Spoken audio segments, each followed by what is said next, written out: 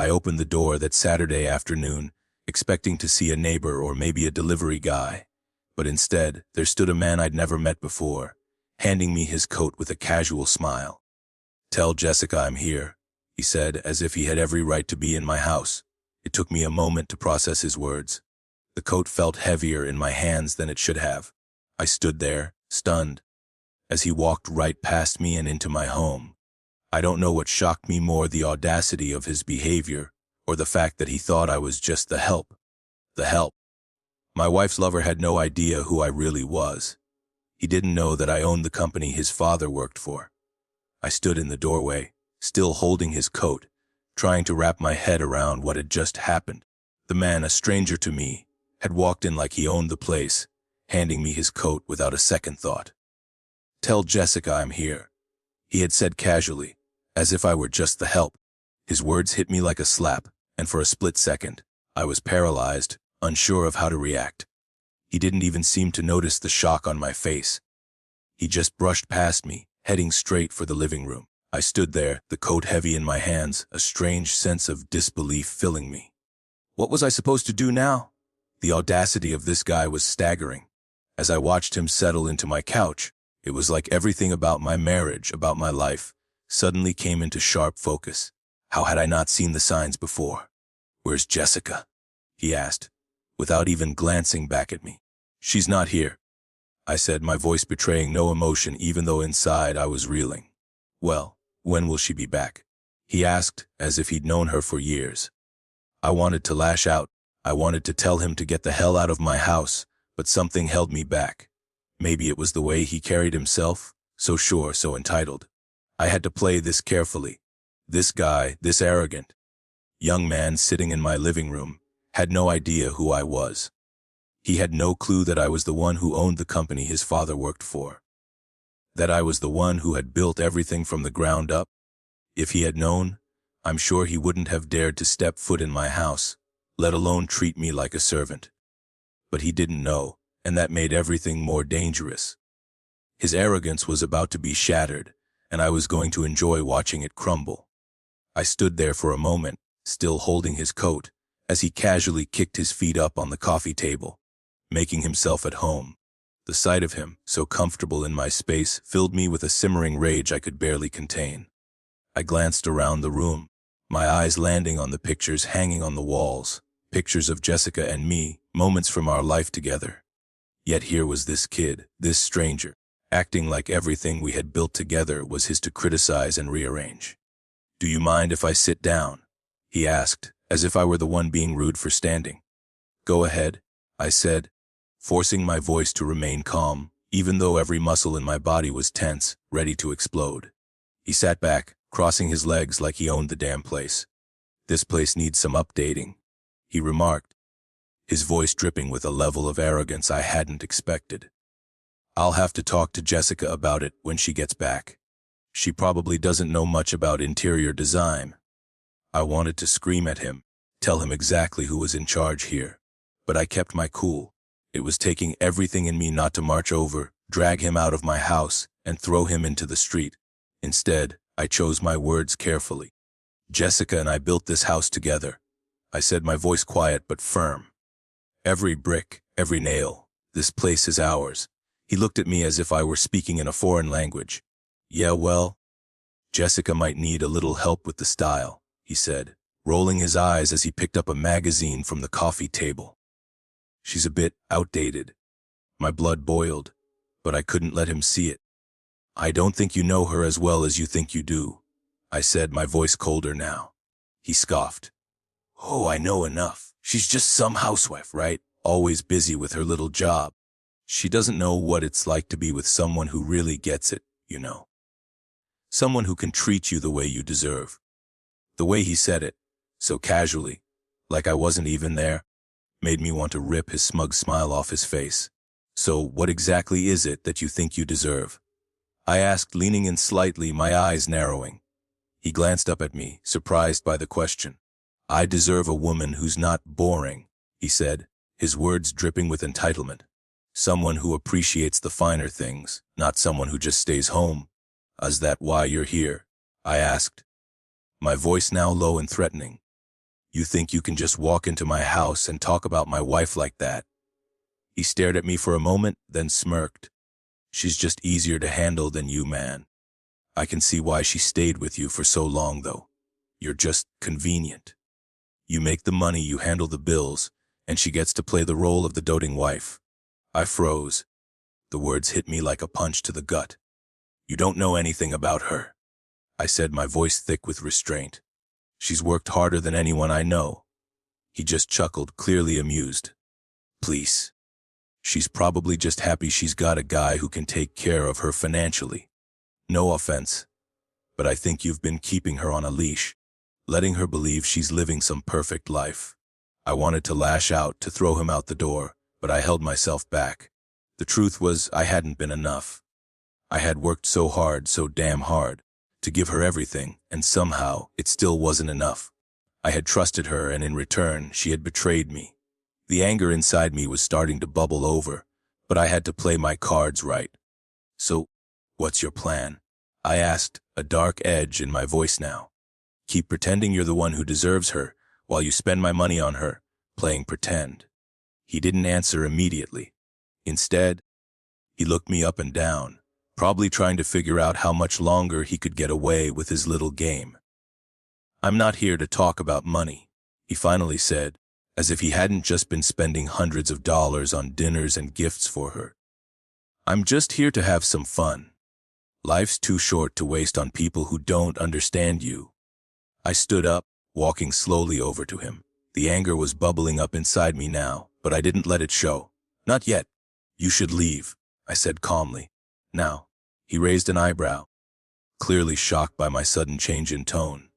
"What, you're kicking me out?" I looked him dead in the eye.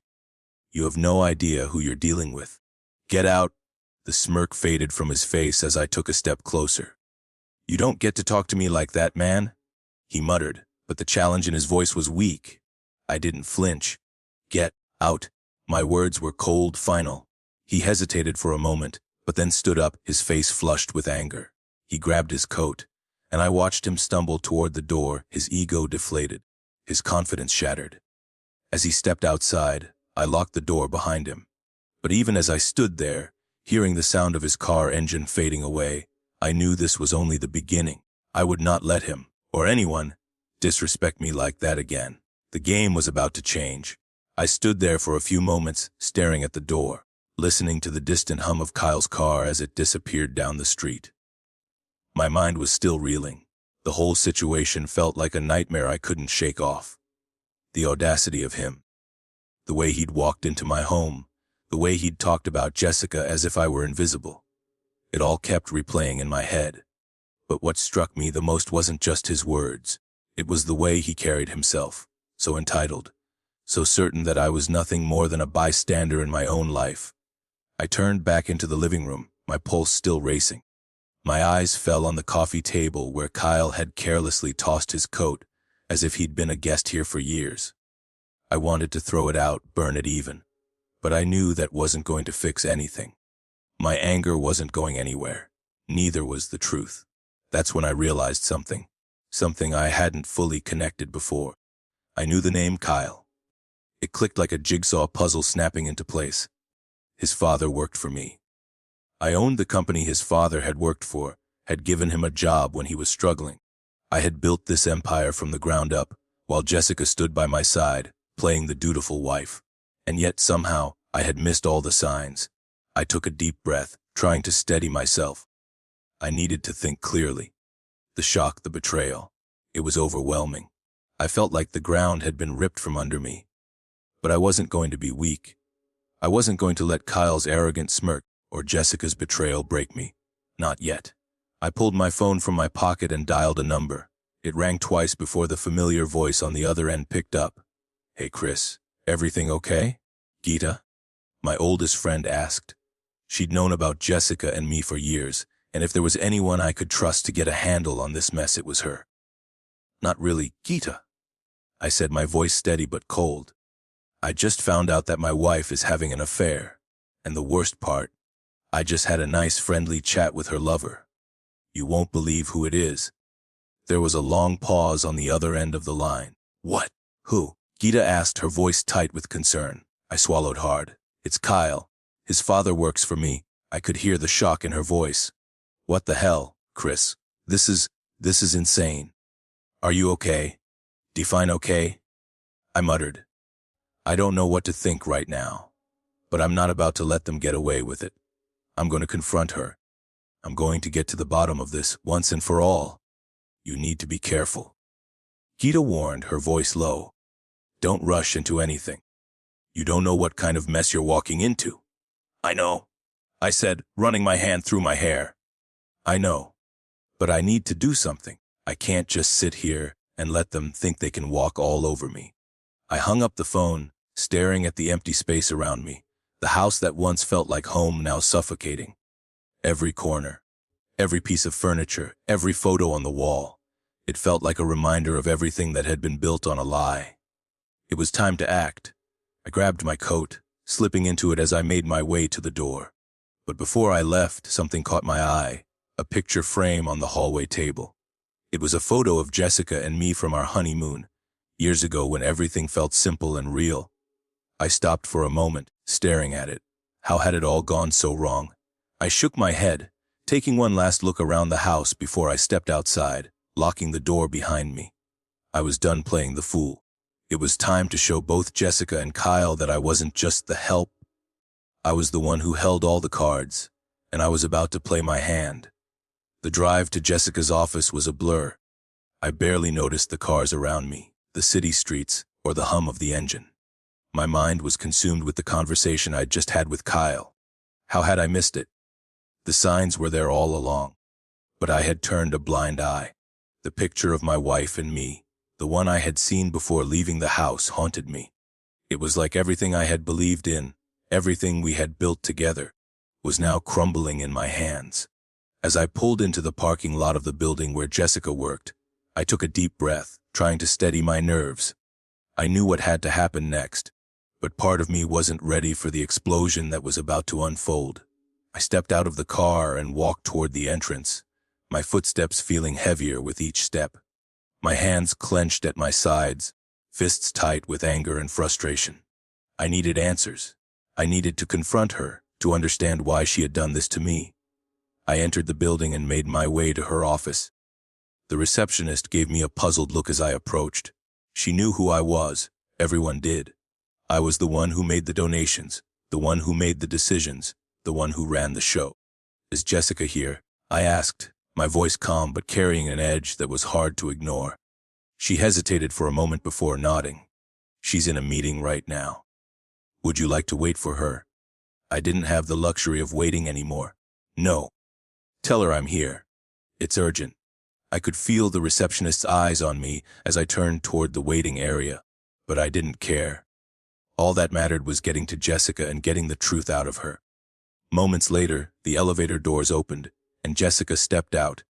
Her face lit up when she saw me, but there was a hesitation in her step. She wasn't as happy to see me as I expected. She was hiding something, and I knew it. Chris, she said, a little too brightly. What are you doing here?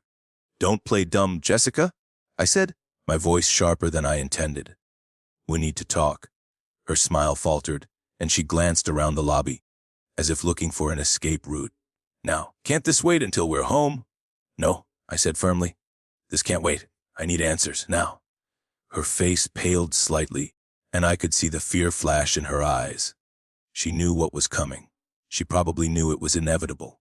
Not here, Chris, she pleaded, her voice dropping a little. Let's go somewhere private. I shook my head, not willing to back down. No, Jessica. Right here, right now. I'm done with the secrets. I'm done with being kept in the dark. And I'm done pretending that everything is fine. Chris, please. She started, but I wasn't listening anymore. I was beyond the point of pleading. I know about Kyle, I said, each word coming out like a bullet straight to the heart. I know about the affair. I know everything. Her eyes widened, and for a moment she froze, the color draining from her face. You're not fooling anyone, I continued, my anger rising with each passing second. I walked into my own house today, and I met your lover. Kyle, your little toy boy. The one who thinks I'm just the help. The one who doesn't even know who I am. I could see the panic rise in her eyes. "Chris, please. It's not what you think. Don't lie to me," I shouted, my voice echoing in the empty lobby. The receptionist glanced nervously in our direction, but I didn't care. Jessica was the only one in the world who mattered right now. "Who do you think you're fooling?" I demanded. "You think I don't know what's been going on? You think I didn't see the way he looked at me today? The way he waltzed into my house like he had every right to be there? You think I didn't notice the new clothes, the expensive dinners, the trips to places I could never afford to take you? Don't tell me it's not what I think, Jessica. I'm done being the fool." Tears welled up in her eyes, and she took a step back, as if trying to create some space between us. "Chris, please, you don't understand. It wasn't supposed to happen like this. I never meant for you to find out this way." I took a step closer, my voice low but deadly. "Then tell me, Jessica. Tell me everything. Don't leave me hanging on this. I deserve to know why you did this to me. Why you betrayed me. Why you thought it was okay to carry on like this behind my back." For a moment, she just stood there, eyes filled with guilt and shame. I saw it, the regret, the fear, the brokenness. But it was too late. The damage was done. There was no going back. "I don't know what to say, Chris," she whispered, her voice breaking. "I didn't mean to hurt you. But somewhere along the way, I lost myself. I lost us." Her words felt hollow to me, like they were just a last-ditch effort to hold on to something that had already slipped through her fingers. I had already made up my mind. This marriage was over. No more lies. No more pretending. "I think it's time we face the truth, Jessica," I said, my voice steady. "We're done. You can go back to Kyle now. You can have him. But I'm done being your fool." Her mouth opened, like she wanted to say something, but no words came out. Instead, she just nodded, a single tear falling from her eye. She turned and walked away, leaving me standing there in the lobby, watching the shattered remnants of my life crumble into nothing. And for the first time in what felt like forever, I felt something. Relief. It wasn't over yet, but I had taken the first step. The road ahead would be hard, but I was done being deceived. This was my life now, and I was going to take control of it. The next few hours passed in a blur. I felt like I was walking through some kind of strange, distorted reality where nothing made sense. I sat at my desk, staring at the phone in front of me, the silence deafening. Jessica's tear-filled eyes flashed in my mind, but I didn't feel sorry for her. I couldn't. Not after everything she had done. My phone buzzed, breaking my thoughts. I glanced at the screen. It was a text from Jessica. "We need to talk." I was tempted to ignore it, to block her number and never look back. But something inside me told me that this wasn't over. Not yet. I needed closure. I needed to hear the truth, no matter how painful it was. I opened the message, my fingers trembling slightly as I typed a response. "When? Where?" "I'll be at the house in an hour." I stared at the message, then dropped my phone on the desk.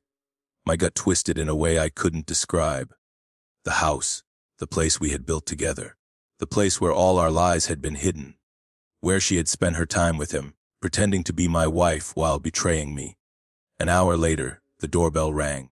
I stood up and walked slowly toward the door, my heart pounding in my chest. I had no idea what I was going to say to her, but I knew it was time to end this. When I opened the door, there she was, Jessica, standing in front of me with red eyes, a look of guilt and desperation written all over her face. She had changed into something casual, as though trying to appear less like the woman who had just ruined our marriage. "Chris," she said softly, her voice shaky. "I'm so sorry. I never meant for this to happen. I never meant to hurt you." I stood there looking at her, trying to process what I was hearing. I wanted to yell, scream at her, but I didn't. Instead, I took a deep breath and stepped aside, letting her in. She walked past me, her movements hesitant, like she knew she had no right to be here. The silence between us was heavy, suffocating. She finally sat down on the couch, wringing her hands, waiting for me to say something. I stood there for a moment, gathering my thoughts. I couldn't hold back any longer. "I know about Kyle," I said, my voice cold but controlled. "I know everything. You really thought you could get away with this? That I wouldn't find out?" Jessica flinched at the mention of his name. She opened her mouth to speak, But I held up my hand, silencing her. I don't want excuses, Jessica.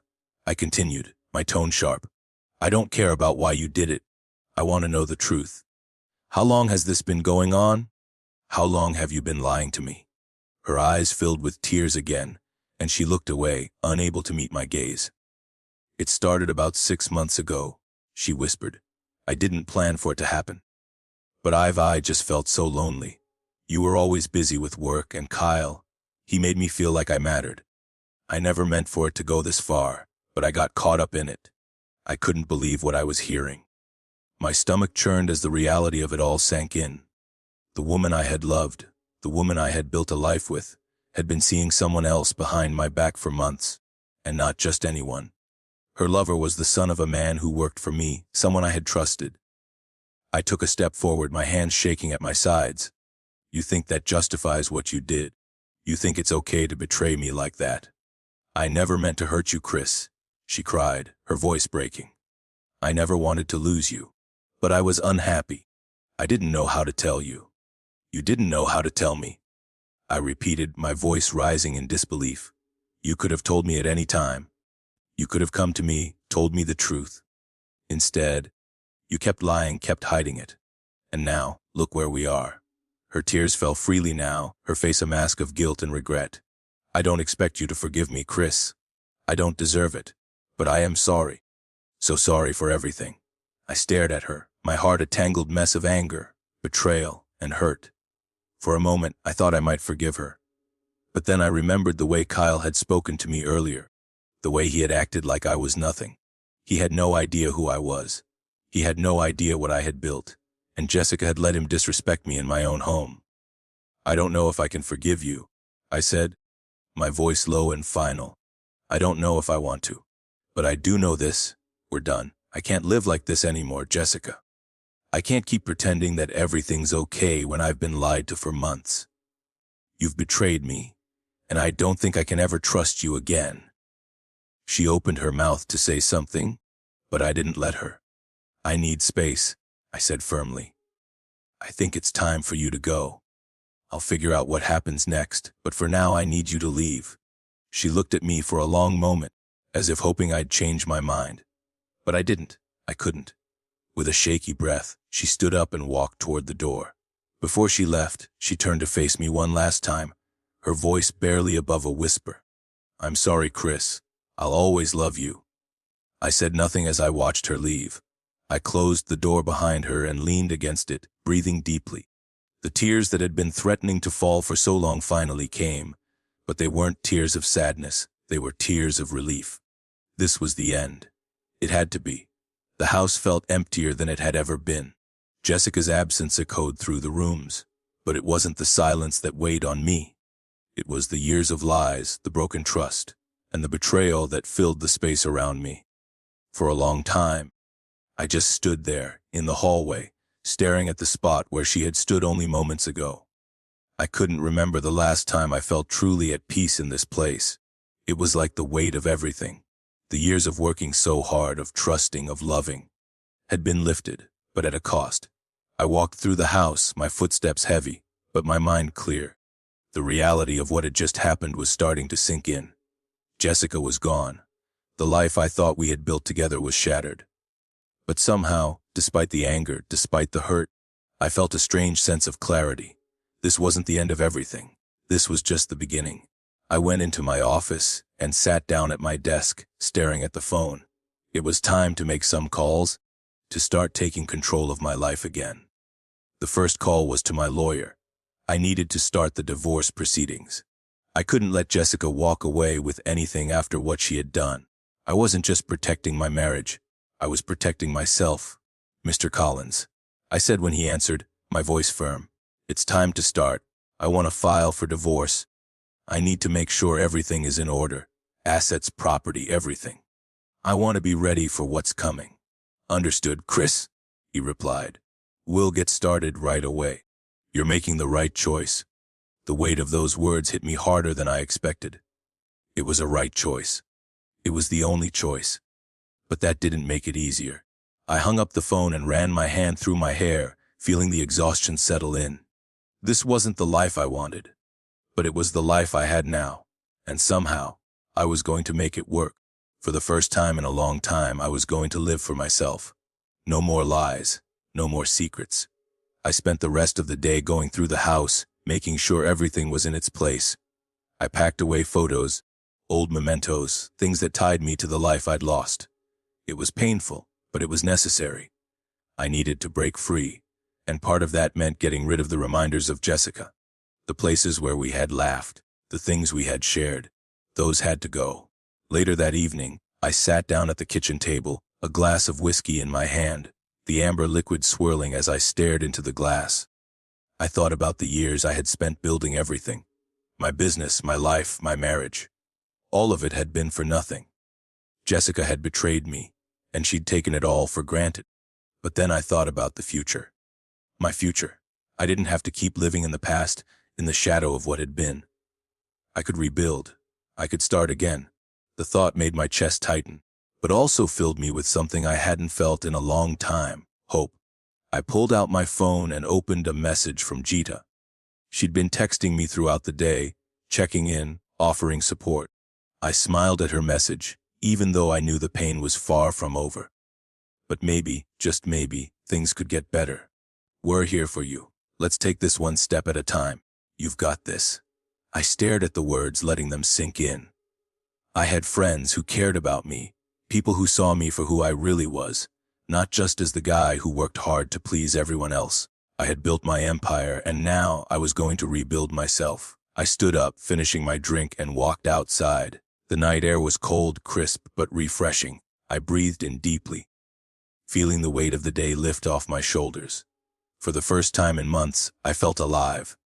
The road ahead wasn't going to be easy. There would be days where I'd want to give up, days where I'd question my decision. But I knew one thing for sure: I wasn't going to be a victim anymore. I wasn't going to let this define me. I was going to take control, take back what was mine. The house was empty, but for the first time in a long time, I didn't feel alone. I felt free, and that freedom was worth everything. The future was waiting, and I was ready for it. The next few days were a blur of decisions. The divorce papers had been filed, and everything started to feel real. I couldn't believe how fast everything was happening, but I also couldn't deny the sense of relief that came with it. Every step felt like I was peeling away the layers of a life that was built on lies and betrayal, and with each layer that came off, I was becoming more and more of the person I used to be. The one I had forgotten in all the years of trying to make things work with Jessica.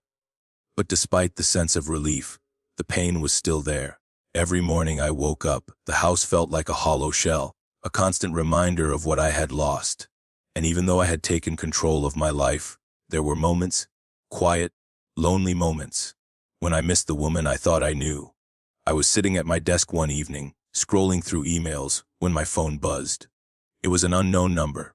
I almost ignored it, but something told me to answer. Chris. A voice on the other end was familiar, yet distant. I froze. It was Jessica. What do you want?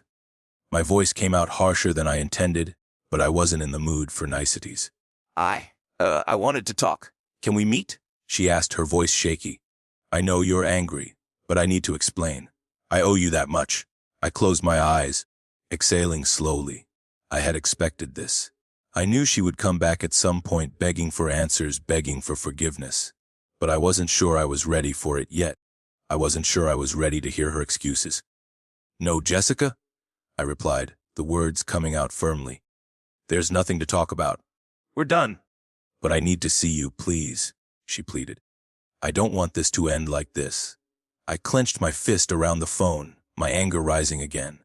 How dare she call me after everything? After what she had done, what he had done. There's nothing left for us to fix, I said, my voice colder than before. You made your choice. Now, you'll live with it. I don't owe you anything. There was a long pause on the other end. For a brief moment, I wondered if she was going to hang up, but then I heard her voice crack. I know I hurt you, Chris, and I hate myself for it. I hate what I've done. But you have to know, Kyle wasn't supposed to be more than a distraction. I never meant to fall for him. I never meant for it to go this far. Her words hit me like a ton of bricks. I could hear the sincerity in her voice, the genuine remorse. But it didn't matter anymore. The damage was done. She had made her choice, and now it was my turn to move on. I don't need your explanations, I said, my voice steady, but the hurt still lingered in my chest. I'm not your second choice, Jessica. I won't be anyone's second choice. I'm done with you.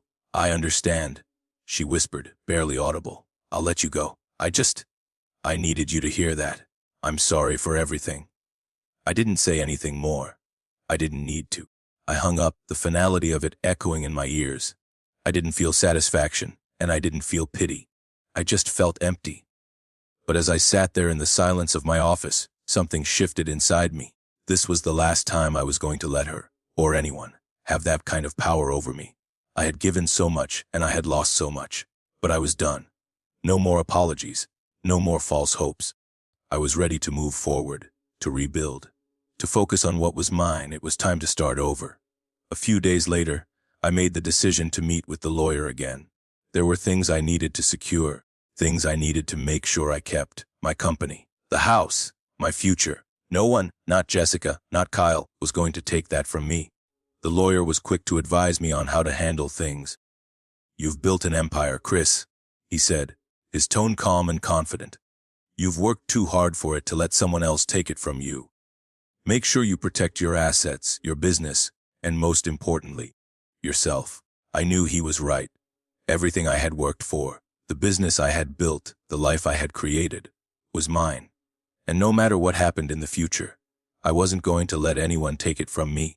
I left the office that day with a renewed sense of purpose. The weight that had been hanging over me for so long had finally lifted. I was free. The divorce papers came through a few weeks later, and when I saw Jessica's name on them, it hit me hard. This was real. It was over. But instead of feeling crushed, I felt stronger. For the first time in a long time, I felt like I could breathe. I walked into my house that night, feeling a sense of finality. There were still memories here, some good, some bad, but they were just that, memories. I was no longer tied to them. I didn't know what the future held, but I was ready for it, ready to face whatever came next. And this time it was on my terms. Weeks had passed since the final papers were signed. The house, once a home full of promises and shared memories, now felt like a place of transition. The weight of the past had slowly started to lift. But there were moments when the emptiness crept in again.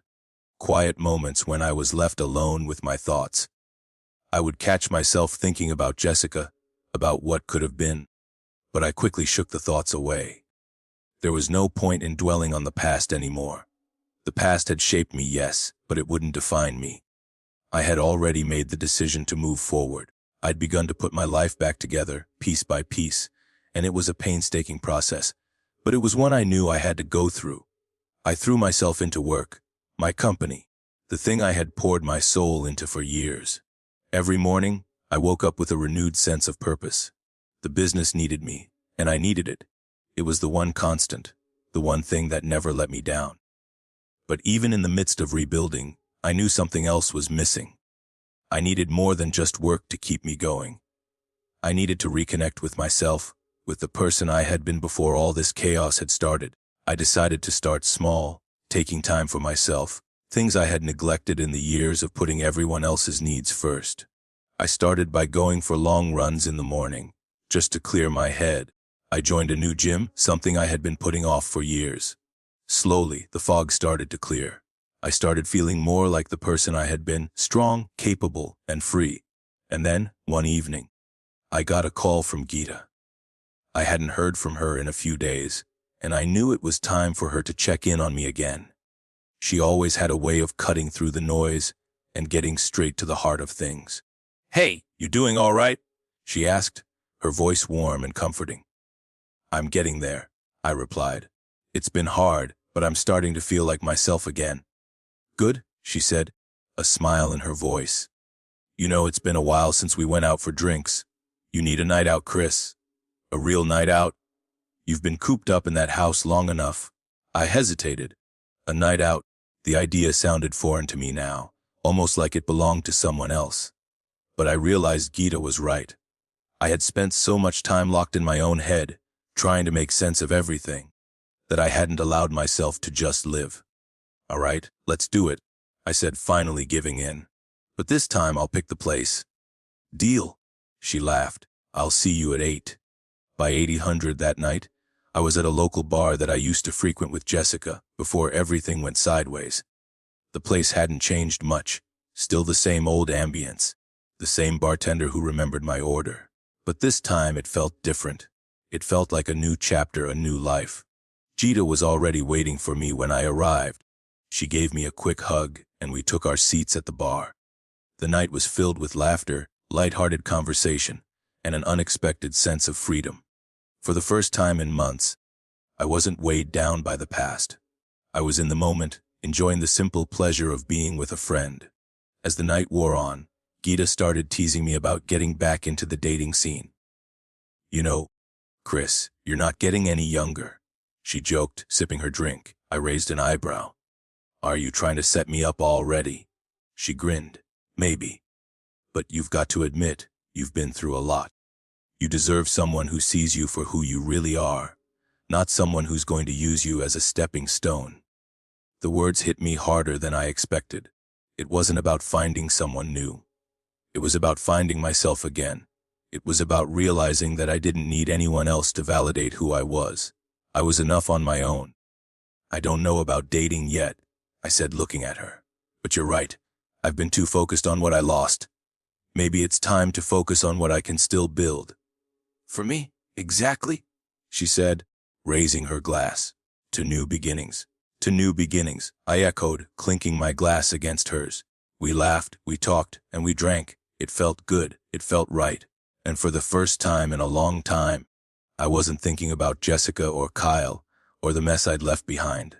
I was thinking about the future I was finally going to take control of. As the night came to a close, I walked out of the bar with Gita, feeling lighter than I had in months. I had a long road ahead of me, but I was no longer afraid of it. The future was mine to shape, and this time, I was going to do it on my terms. The next day, I woke up with a sense of clarity. The house felt different, less like a place of pain and more like a place of opportunity. The walls no longer felt like they were closing in on me. I could breathe again. I walked into my office that morning with a renewed sense of purpose. I was ready to face whatever came next. And for the first time in a long time, I felt excited about the future. The road ahead would be challenging, but I knew I wasn't walking it alone. I had myself. I had the strength I had always had deep inside me. And that was enough. I was starting over, and it felt damn good.